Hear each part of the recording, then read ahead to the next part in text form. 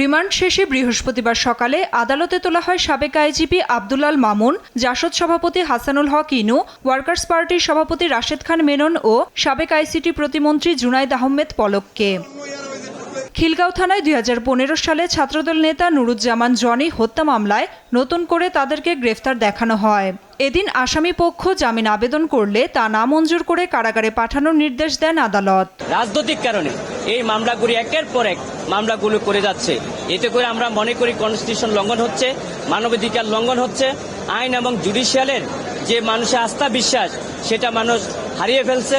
এদিকে আশুলিয়া থানায় হত্যার পর মরদেহ পুড়িয়ে ফেলার মামলায় ঢাকা জেলা পুলিশের সাবেক অতিরিক্ত পুলিশ সুপার আব্দুল্লাহিল কাফির 4 দিনের রিমান্ড মঞ্জুর করেছেন আদালত। এফআইআরে উল্লেখ করা হয়েছে আশুলিয়া, কিন্তু মামলা দেওয়া হয়েছে সাভার। এই যে ঘটনাগুলি ঘটছে এতে আইন ও আদালতের প্রতি মানুষের আস্থা বিশ্বাস কমে যায়।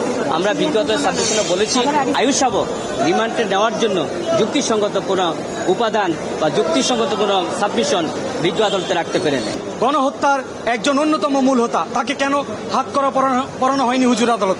একজন খুনির যে বিষয়, খুনিকে যে বিচারাঙ্গনে আদালতে ওঠানোর ব্যাপারে আমি একজন নবীন আইনজীবী হিসেবে এবং আদালতের ভাষায় বলতে চাই, খুনিদের মতো করে যেন বিজ্ঞ আদালতে শপথ করা হয় এবং আইনি ব্যবস্থা নেওয়া হয়।